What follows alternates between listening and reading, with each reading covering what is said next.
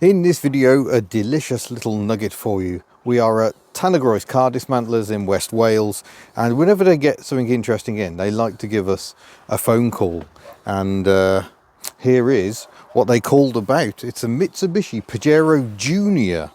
It is the second largest of the Pajeros. There's actually one smaller than this, although it's the same body, a Pajero Mini. Built to K-car regulations, the Pajero Mini doesn't have the fat arches on it, has a 660cc four-cylinder engine to meet the K-car regulations, and fascinating little things they are.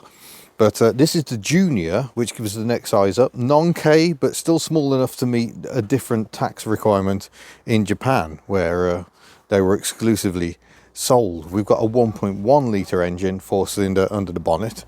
But make no mistakes, this is a proper four-wheel drive. While you could get two-wheel drive versions of the Mini, I think you could get four-wheel drive versions of those, and this is a four-wheel drive as well.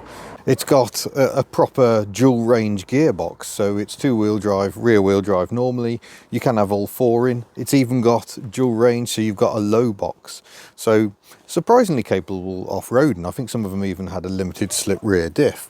So far from being a little soft roader, even though most of these probably only saw use in cities, they are actually genuinely very capable off-road.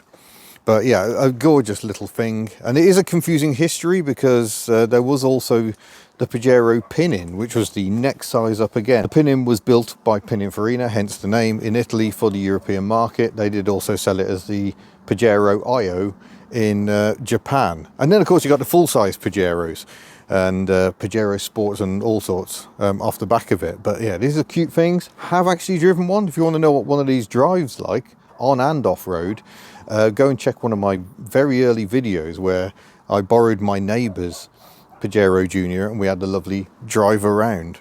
This one is the automatic, it's 3-speed automatic, and the story of it is quite interesting in itself. As far as the scrapyard knows, it was bought by the previous owner, who owned it for 17 years, but it seems to have only been MOT'd once.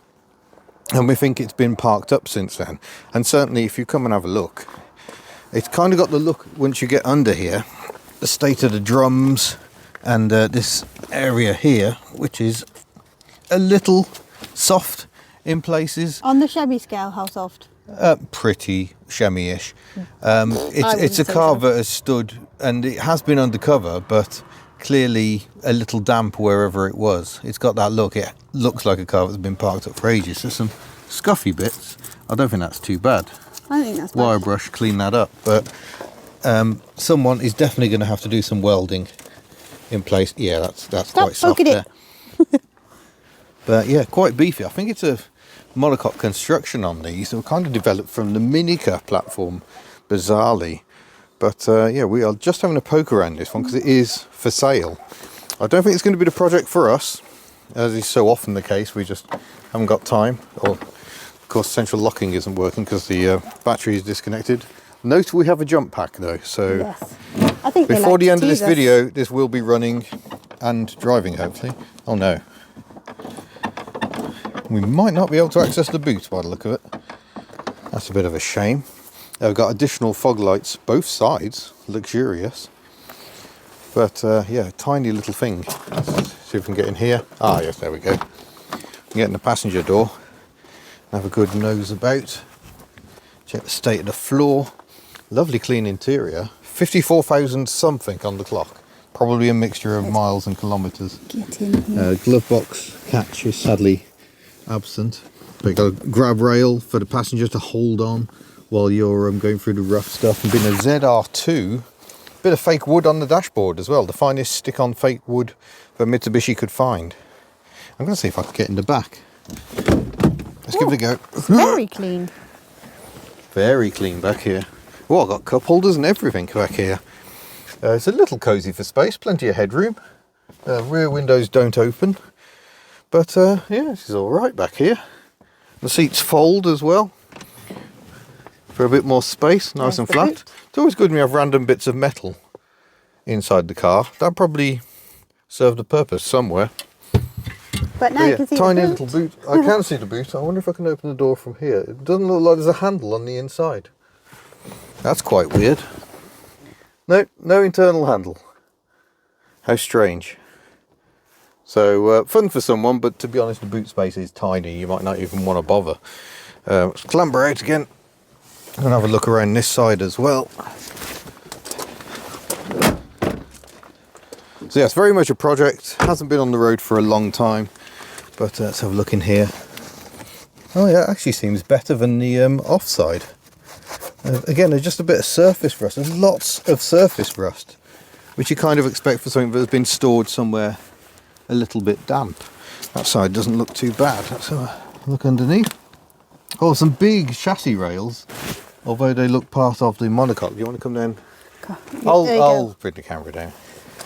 So this is what we're looking like underneath. Again, it looks very much like wire brush and get some wax on it. The sills do have plastic covers, but I'm feeling behind, and that's just surface rust again. Not feeling any holes there. Well, the lads at Tanagros have kindly let us get the little Pajero Junior on the ramp, and it looks so cute up here. Look at the size of this bash plate. That is going to take a bit of a beating. We've got issues with sticky brakes. Unsurprisingly, it's been sitting for quite a long time. They are rotating, but definitely need freeing off. But in terms of rust, the worst of it seems to be the inner sills.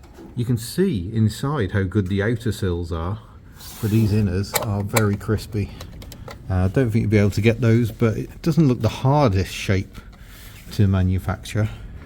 And it's gone at the back here as well in much the same way.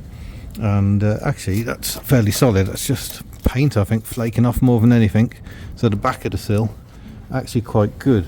Had a quick peek up at the petrol pipes, which hide behind this flap, and should hopefully be okay, but definitely need a clean up. We've got a leaking seal here. We've also got a bit of a transmission leak, I think, 'cause it's a bit damp. Yeah, all around here. So again, this pipe work might be a key thing to look at, but it looks like it's dripping down from above somewhere, so that needs some mild investigation. Similar story on the other side. Again, solid at the back, just about solid here on this side, but yeah, not so much there. But again, look how good the metal is inside. Absolutely lovely. So loads of surface rust everywhere, but not finding awfully much in the way of soft bits. What did we find when we were looking at it outside? There was something I found. I remember. Oh no, it was up here. Oh yes, you're in the bill arches. Yeah, it was up here. Yeah, but again, that I think that's I think no, that will go through into a hole. Yeah, I think that once you get a flat wheel on that, I think that will go through.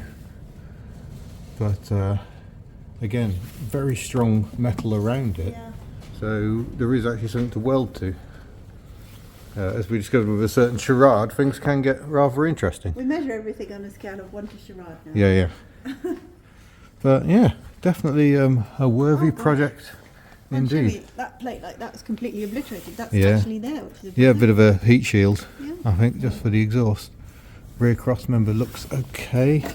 Again, little bits of surface rust.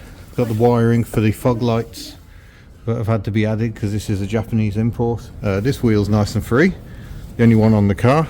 This one not so much, but as that one's going the opposite way, it shows us it's an open diff in the back of this one. Brake pipes seem lovely, really. Yeah, which is what was one of your concerns. Yeah, so there we go. I think a very, very viable project for someone. You just need to decide if that someone is us. You can decide that. I have a blame. Oh, I see. I get the blame. I get to make the call. Well, it seems pretty good, really. I don't really want to kneel down in the mud underneath. But are you liking it, dear? I think it's lovely. It's very, very sweet. It's got such a cute little face, hasn't it? A little bull bar and everything as well. I shall pop the bonnet and we'll have a look in the engine bay. Have you got my key? I have got your key, yes. I hope. Otherwise, we're walking home. Let's pull the bonnet. And this bull bar does slightly get in the way. Did I say slightly? I mean completely. There it is. I found the catch. Can I operate it? That is a pain. They didn't think this through, did they, when they fitted? There we go. So yeah, here is the engine. It's in line because it's got the gearbox, dual range gearbox behind it. We've got electronic fuel injection, but a good old cable operated, much like our charade. And yeah, everything seems in order. All the belts are here for the aircon as well as the power steering. And yeah, it feels like there's even water in it. And have a peek at the oil. That probably hasn't been changed for a long time. Yeah, it looks pretty clean, to be honest. Doesn't look an awful lot of it, but yeah, we shall connect up the battery pack and see how this little baby runs. Okay then, will this cute little nugget fire into life? I don't need to do a neutral check because it is the automatic. So key in. I see lights, I hear fuel pump. Oh, there we go. Clearly got a bit of an exhaust leak, but that is running beautifully. Oh yeah, that might even be on the downpipe by the sound of it. Little 1100cc 16 valve ECI multi. It just makes you smile, doesn't it? Sorry? It just makes you smile. The car looks like it's smiling. It's got a very smiley little face. Now, we can't really go for a drive with the jump pack sat here. We haven't got a battery, so I don't really want to disconnect the jump pack, but we should be able to see if she moves, I think. So, check the electric windows work as well.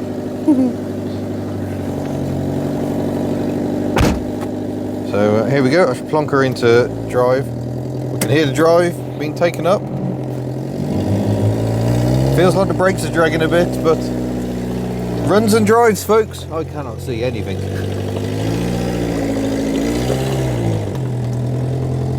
Yeah, all good. Into reverse. Got reverse beeper because Japanese domestic market, they seem to like a reverse beeper.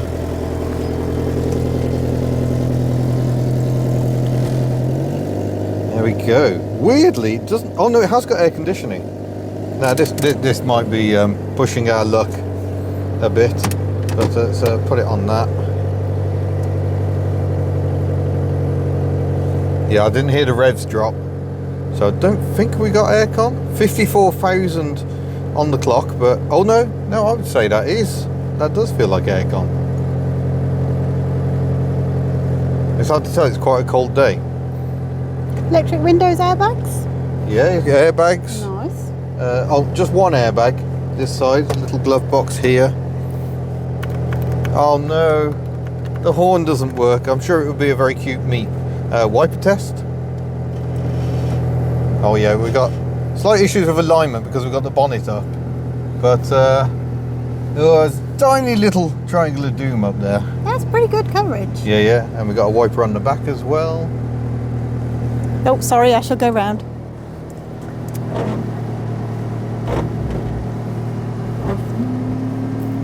Oh, look at that.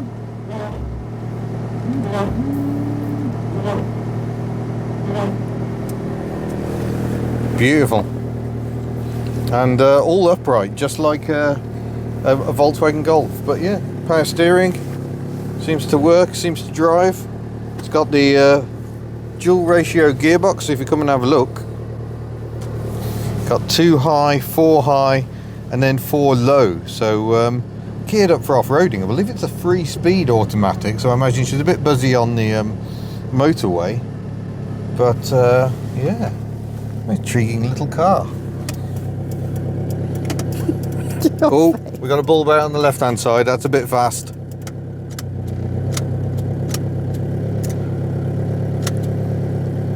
Lovely. So there we go. She is a driver. We know that much for sure, but on the noisy side. So I think we'll let her have a rest again. just take a moment to fully appreciate the side graphics. 1100 16 valve all-terrain.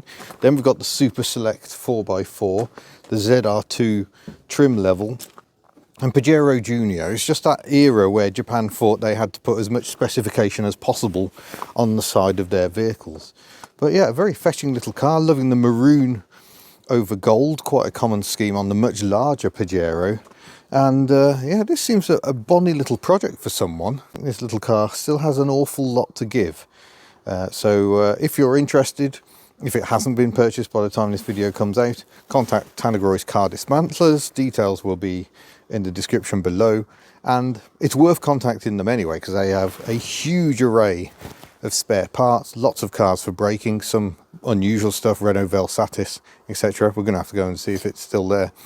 And they've got a vast website as well of their parts. Vast website of all the bits, and they're processing lots and lots of cars all of the time. So thank you very much for Tanagroy's Car Dismantlers for inviting us along, and thank you for watching. We'll see you in a future video. Farewell.